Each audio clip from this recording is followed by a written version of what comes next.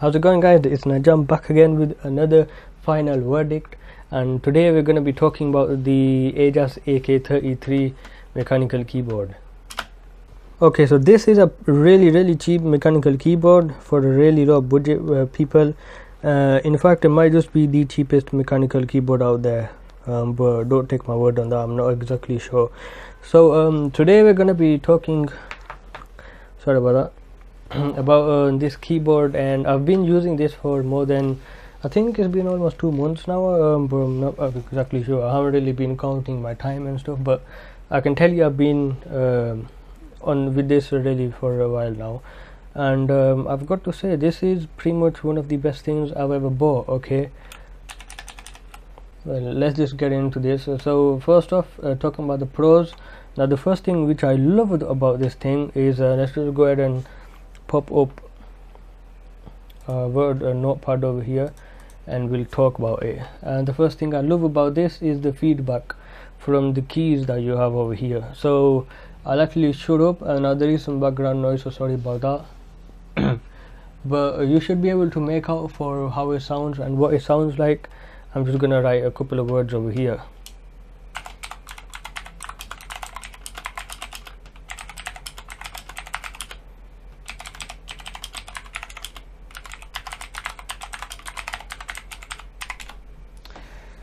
Okay, so I just wrote, hello, this is a test of the Ajazz AK33 mechanical keyboard.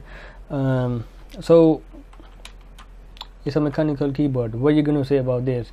Now this is using these auto key switches. I'm not gonna take these two keys off because I don't want to, but the keys are really nice to press.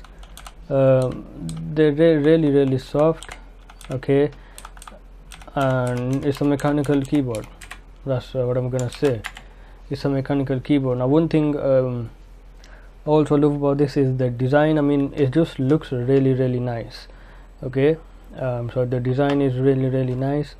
Also the size is quite nice. Now if you've seen my setup over here, I've got a Windows, a drawing tablet over here, so it takes a bit of space from me. So I've got this. It's a small keyboard, and it's smaller than the laptop's keyboard, and it's better than the keyboard because that keyboard is a pretty much piece of crap. I hate using it. I can barely use it, and I don't want to ever use it again. This keyboard is really nice. There is no hand rest, but I don't have any problems. My hands don't get tired or anything because of these top keys over here. They're angled in a really weird position, which is really nice for the hands and stuff. So pretty much okay, I like it. The next thing I love about this, which is the reason I'm saying this is a bit of a nitpicky one, is the fact that this remembers what your settings are. So if you disconnect it, or if you turn off your laptop or something and you turn it back on, it's gonna have the same setting. So if you have the lights turned off, it's gonna have the lights turned off when you turn it on. Now the reason I'm saying this is because the M200, which is a really cheap gaming keyboard which I had, does not remember this. So every time I used to turn it on, I had to change the color to whatever I had, change the brightness to whatever I had. And by the way, this is on the lowest brightness. Now that's on the highest brightness. I mean, it's just really bright. It's daytime, and look, there's light. It's shining the walls all over the place. Likewise, this thing gets freaking bright, like really bright. So I just love this. And the last thing, I'm also going to be a little nitpicky. I mean, I guess it's a bit of a weird thing to say, is the fact that these keys are nice and contrasty. Okay, now what I mean by that is, if you were to turn the lights off and you were to try to read these without the lights, it'll be perfectly fine and easy. Okay, now I can make out for these keys from a mile away. The contrast difference between the writing and the color of the keys is huge. Now you'll clearly be able to read these. I mean, when it's dawn or when it's nighttime and the light is on in the hallway, I can still read this without the light on, without the backlight on. Now obviously when it gets too dark, then to the point where you need to turn the backlight on, go ahead and turn it on. And this is on the lowest brightness because I don't know, it's just too bright and stuff. I don't even use it on the highest brightness. I mean, this keyboard is a bit of a looker. I mean, you can tell. Okay, but then these keys are really contrasty. I don't think you have to have the backlight on to even just read so perfectly easily and perfectly fine and stuff. I mean, it's just so easy to just make off with these keys and stuff, so I have no problem with that. So that's one thing. Also, the key over here is red, the caps lock key, and that's the only red key. The rest are all blue, so it's kind of just, I guess it's fun. I don't know why I'm saying this, but anyways, let's move on to the cons. I don't want to make this a long video, which it already is. So one of the things I don't like about this, and this is a bit of a bad thing to say because it's a mechanical keyboard, this is a really loud keyboard. Okay, so you can probably hear how loud it is. I mean, whenever I'm recording a gameplay video, I can clearly hear it in the background when I'm using a shotgun microphone over here facing me, and this is, you know, like this shotgun microphone up on the stand over here facing my mouth, which is almost right next to it. And I use this keyboard, and you can still hear it in the background without any trying to concentrate on it and stuff, and you can still hear it without the need to even concentrate to listen to it. Okay, you just, it's like it's right next to my mouth going tap tap tap, so it's really loud. But that's what a mechanical keyboard is, you know. It's a loud keyboard, and obviously since it's so loud, it has a really nice feeling to even press the button. I mean, I just love typing on this other than any of the other keyboard I've used. So yeah, that's one thing.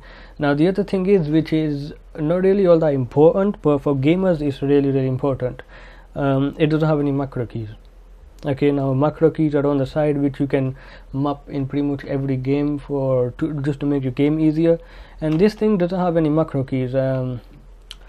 That's one thing that I've heard a lot of gamers do want, and this thing does. Now I don't have any problem with that. In fact, it doesn't even have a number pad, and I don't have any problem with that. Okay, and the only problem I have been having is this shift key over here. Now this is as usual. The shift key is meant to be long, just like this one on this side, so people have been complaining a little bit about this. So, you know, I guess I'll just go ahead and turn the lights on because you're gonna want them. You know, you're gonna want them on. But this shift key is too small. I accidentally press it in the middle, and then I think to myself, which one is the shift key? Is it this one or is it that one? So it's annoying that this is small, but I guess it's gonna have to be like this. I don't mind. I mean, I guess I can get used to it, but this shift key is a problem. Now having no macro keys is not a big deal because they're not all that important, but what I do suggest to companies is to make some kind of a connector like the Click Mini's hinge connector, where you can turn into a tablet and connect a dock onto it and make it into a laptop. Have a connector like that. Maybe on this side have a couple of pins, and you can attach a magnetic accessory, so I can just go like this and it's going to stick on by itself. It's going to make a click sound or something, and then I can use a freaking touchpad. So say I have a laptop touchpad, you can connect it to the side of the keyboard, and you can use the touchpad and you can use the keyboard. So that'll be really really cool. And just like that, maybe you can have the other connector on this side where you can plug in some macro keys, and then you can have some macro keys. So you can just, it's basically like a modular design. You can just keep expanding it, keep adding whatever you want on it. Maybe a lot of USB ports, maybe some next level gaming buttons, maybe some joysticks that you can add over here. I don't know. It's just an idea. So that's what I think. So pretty much, I mean, I do love this keyboard. I have no problem with it. I don't really use it for scripting my videos because I do that on the Click Mini, but this thing is freaking sick. Gaming with it is perfectly fine. I have no problems with that. Editing videos, it doesn't bother me at all. In fact, it makes it a lot easier. I just, without pressing or without thinking where the keys are, I just press them, and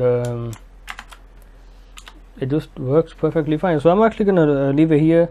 I do recommend this. If you're gonna get this, go ahead, definitely. Don't even waste your time. This is probably gonna blow every other keyboard out of the way. Now this keyboard has been compared to the Corsair gaming keyboards, which are RGB keyboards, you know, full size keyboards and stuff, and it's really cheap. It's just £30 instead of £80 or something, which is what a normal mechanical keyboard is for. So pretty much I do highly recommend it if you're gonna get this. So this is my final verdict. I've been loving this. I have no problem with it. I'll leave the pros and the cons on the video. Go ahead and check that out. If you have any questions, let me know, and thank you guys for watching. I'll see you in the next video.